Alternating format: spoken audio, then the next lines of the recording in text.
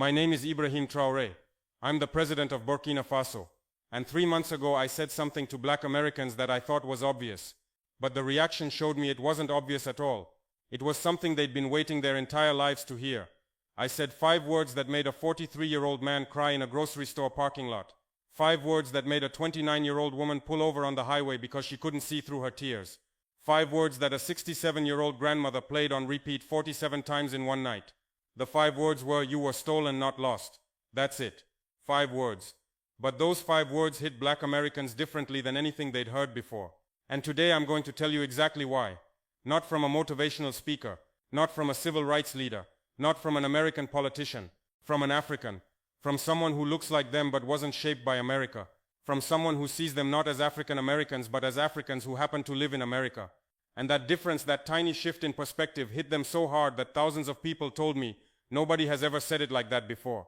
Today I'm going to break down exactly why my words hit black Americans differently. Not because I'm special, but because I'm saying things from a position that carries weight American voices can never carry. Stay with me for the next 30 minutes, because by the end you'll understand why a simple sentence from an African president can change how black Americans see themselves in ways that decades of American speeches never could. The sentence that broke people. Let me start with the reaction that made me understand. I'd said something powerful. A woman named Jennifer Davis, 43 years old, sent me a voice message at 11:47 p.m. on a Tuesday night. Her voice was shaking, she was crying. And this is what she said. "President Traore, I need to tell you what happened today. I was in the grocery store parking lot, sitting in my car, listening to your message on my phone. When you said you were stolen, not lost, I started crying so hard I couldn't drive. A white woman knocked on my window and asked if I was okay. I rolled down my window and I said something I've never said before in my life. I just found out I wasn't lost. I was stolen." She looked at me like I was crazy, but I didn't care. Because for the first time in my 43 years, I understood something I'd felt my whole life but couldn't name.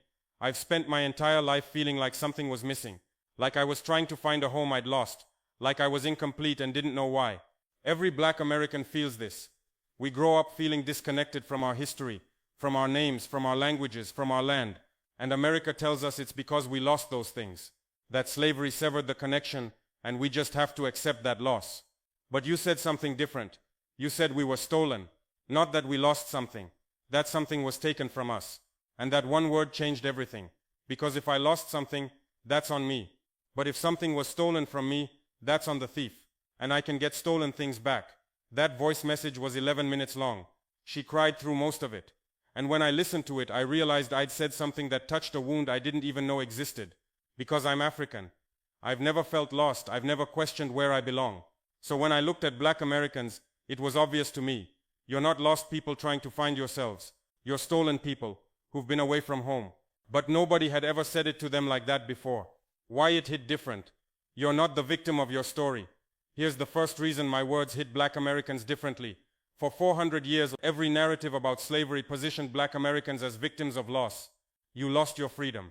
You lost your culture. You lost your languages. You lost your connection to Africa.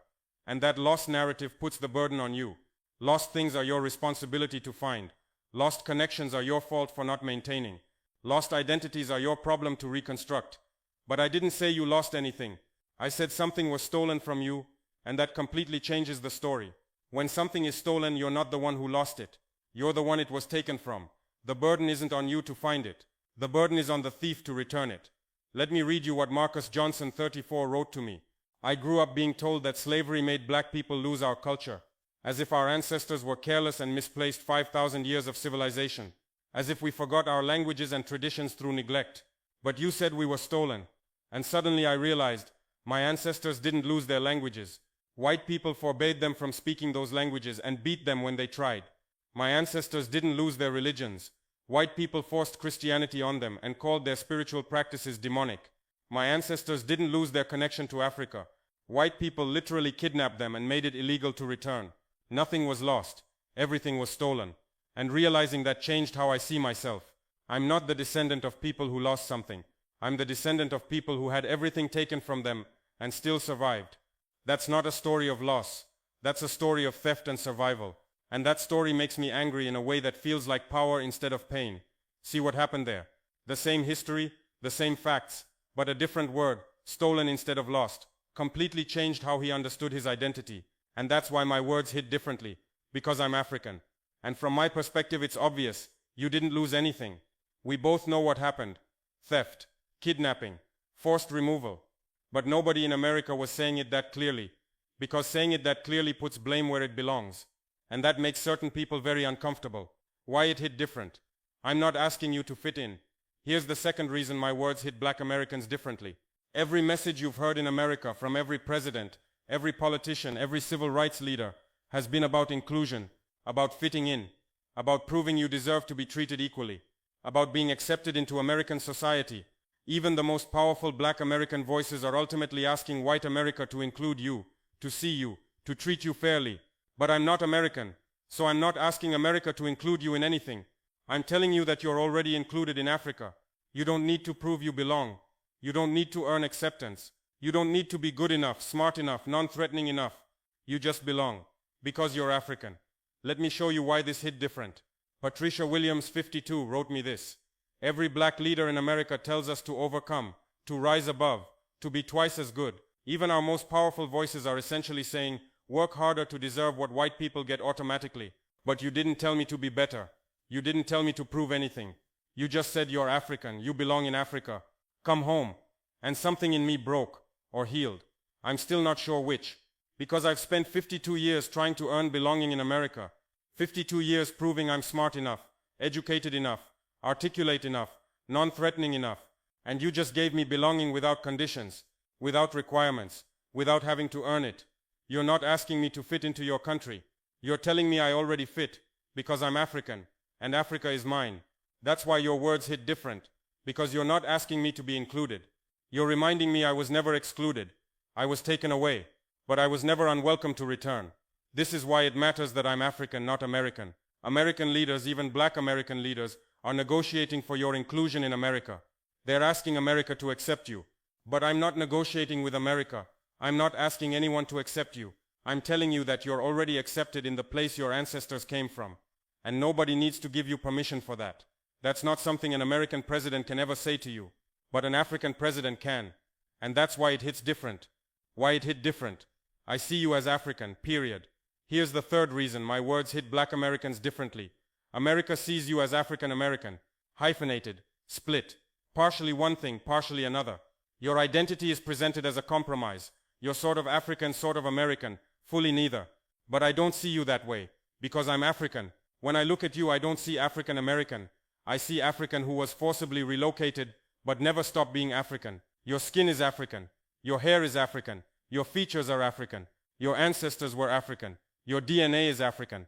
The only thing American about you is your location and your passport. Everything else, everything that actually matters is African. Let me show you why this matters. David Thompson, 38, sent me this. My whole life I've been taught that I'm African American, hyphenated, as if I'm 50% African and 50% American, as if slavery made me something new, something hybrid. Every form I fill out says African American. Every demographic box says African American. Every conversation about identity treats me as if I'm partially black and partially American. But you looked at me and said, you're African. Full stop. Not African American. Not black American. Not hyphenated. Not split. African. And hearing an actual African, someone from Africa, leading an African country tell me I'm African with no qualifications, no hyphenation, no compromises, that hit me like lightning, because America has spent 400 years telling me I'm not fully anything. Not African enough for Africa, not American enough for America, just caught in the middle. But you looked at me and said, no, you're African, fully, completely, no hyphen necessary. And I realized, the only people who ever called me African American were non-Africans, people trying to make me something other than what I am. But actual Africans, they see me as African, period. This is crucial. This is why it matters that I'm African. American voices, even well-meaning ones, describe you as African American because they see you as partially African, partially American, a blend, a compromise, something new created by slavery. But I see you as African, just African, who happens to live in America, who happens to have American citizenship, but whose essence, whose core, whose identity is African. That's not something an American can ever say to you with the same weight, because Americans, even black Americans, are shaped by American categories. But Africans aren't. And when an African tells you you're African, it hits different. Because we can see what America trained you not to see, that you never stop being us. Why it hit different. I'm not selling you anything. Here's the fourth reason my words hit differently. Every voice you've heard in America wants something from you. Politicians want your vote. Activists want your support. Corporations want your money. Churches want your attendance. Everyone has an agenda. Even inspirational speakers who tell you you're enough and you're worthy are usually selling you something. A book, a course, a movement, a platform. But I'm the president of Burkina Faso. I don't need your vote. You can't vote in my elections. I don't need your money. I run a country. I don't need your support. I already have power. So when I tell you you're African, you belong, come home. I'm not trying to sell you anything. I'm not trying to use you for anything. I'm just telling you the truth.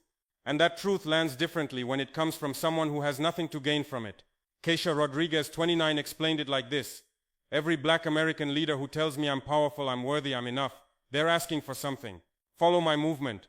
Buy my book. Support my organization. Vote for my candidate. But you told me I'm African and I belong in Africa. And then you said you don't even have to come. Just know you can. Just know you're welcome. Just know your place is reserved. You're not asking for anything. You're just offering something. And that's why it hit me so hard. Because for the first time, someone with actual power, a president, a leader, someone who controls something real, told me I belong without asking me to prove it, pay for it, or support anything in return. You're not selling me self-esteem. You're offering me citizenship. You're not selling me inspiration. You're offering me land. You're not selling me belonging. You're offering me home. And that's the first time in my life someone in power offered me something without expecting something back. This matters. This is why my words hit different. I'm not an author selling books. I'm not a politician seeking votes. I'm not a corporation seeking profit. I'm not an influencer building a platform. I'm a president of an African country telling African people they can come home. That's it. No catch. No cost beyond the application fee. No agenda beyond reunion. And black Americans can feel the difference between someone selling them something and someone offering them something. That's why it hits different. Why it hit different. I said we, not they. Here's the fifth reason, and this one might be the most important. When black Americans hear about Africa from American sources, even from black American sources, the language is always they and them. They need our help. We should support them. They're struggling. We can assist them. Even in Pan-African movements, even in well-meaning reconnection efforts, there's this subtle distance. You're us and Africa is them. But when I speak to black Americans, I don't say they and them. I say we and us. Because from my perspective, you're not separate from Africa. You're part of Africa that was taken away. You're not African Americans who might help Africa. You're Africans who happen to live in America. We, us, our people, our family. That pronoun shift hits different. Let me show you. Angela Martinez, 41, wrote, every conversation about Africa in America uses them and they, even from black Americans. We should help them. They need us. We can support them. As if Africa is over there and we're over here. As if we're separate. But you don't talk like that. You say our people. You say our family. You say we were separated, but we're still us. And the first time I heard you say our scattered family, I started crying. Because nobody, literally nobody, had ever included me in our when talking about Africa. Black Americans talk about helping Africa. White people talk about saving Africa. But you talked about reuniting our family. Not them. Us. Not Africa and black America. Just Africans who were separated and are reconnecting. That one word, we, hit me harder than any speech about Pan-Africanism, harder than any documentary about roots, harder than any DNA test result. Because you weren't talking about me connecting to Africa. You were talking about our family finding each other again. And that's completely different. See the power of that pronoun shift. They creates distance. We creates unity. Them suggest charity. Us suggest family. African Americans helping Africans creates a hierarchy. Africans reconnecting with Africans creates equality. And I can use we with weight, that American voices can't. Because I'm African. I'm from the place you're connecting to. So when I say we, it's not theoretical, it's literal. We are family. We were separated. We are reconnecting. That hits different coming from an actual African than it does coming from an American, even a black American. Why it hit different? I'm not trying to fix you. Here's the sixth reason my words hit differently. Every voice in America, even well-meaning voices, treats black Americans as people who need fixing. You need healing from trauma. You need education about your history. You need therapy for your pain. You need empowerment for your struggles. Even positive messages have this underlying assumption. Something is wrong with you that needs to be corrected. But I don't see you that way. I don't see broken people who need healing. I see stolen people who need reconnection. I don't see traumatized people who need therapy. I see family members who need welcome. I don't see people lacking something who need empowerment. I see people who have everything they need but have been told they don't. Let me show you why this matters. Michael Foster, 45, explained it this way. Every black empowerment message I've ever heard has this undertone of you're not enough yet but you can be. You're traumatized but you can heal. You're oppressed but you can overcome. You're lacking but you can grow. You're damaged but you can repair. Even the most positive messages reinforce the idea that something's wrong with me that needs fixing. But you didn't tell me I need healing. You told me I need reconnection. You didn't tell me I need therapy. You told me I need family. You didn't tell me I need empowerment. You told me I need options.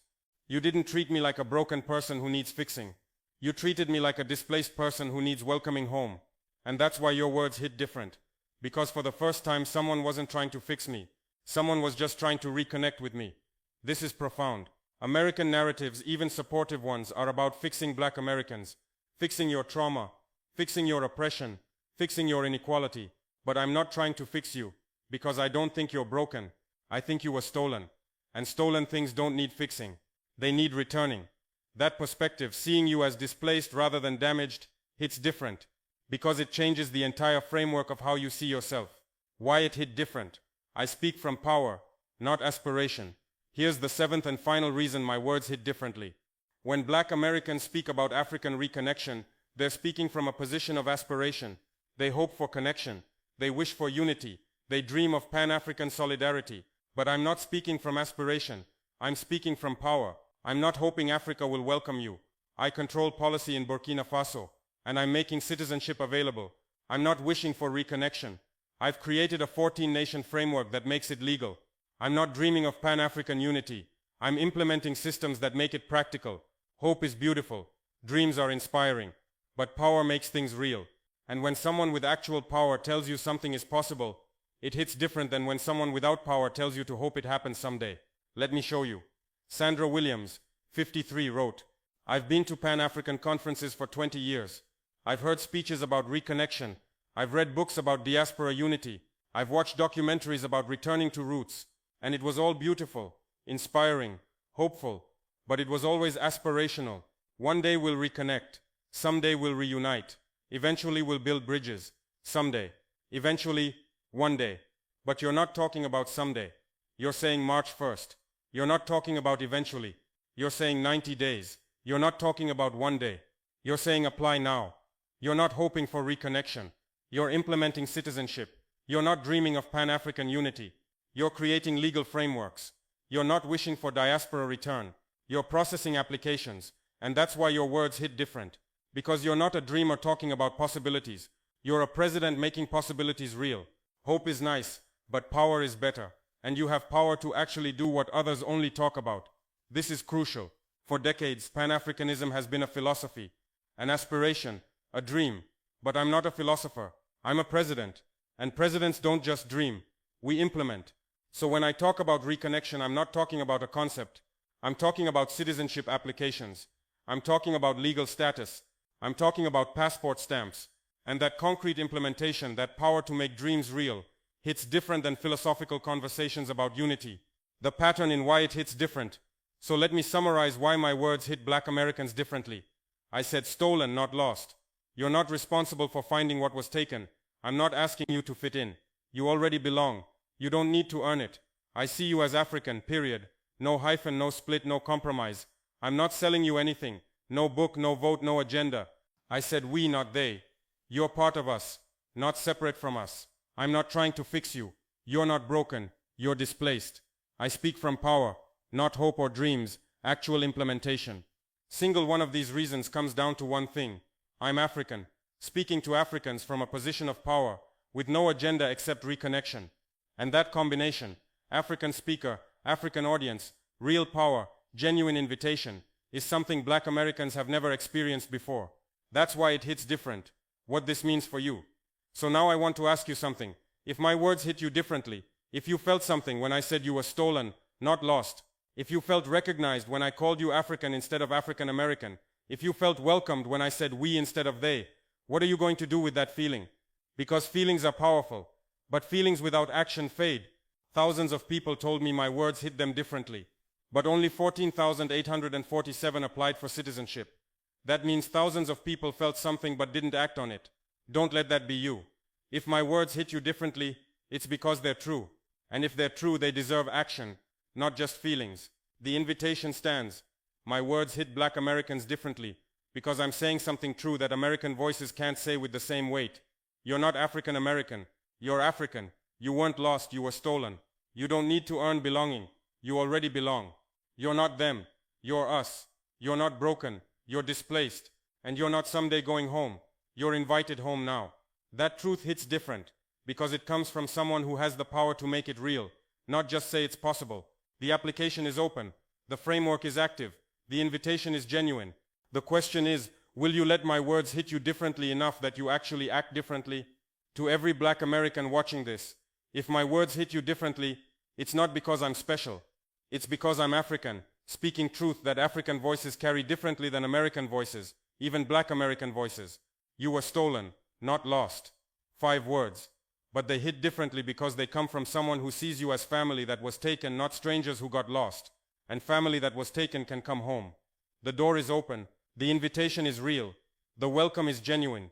The only question is, will you let words that hit different lead to actions that change everything? Your move.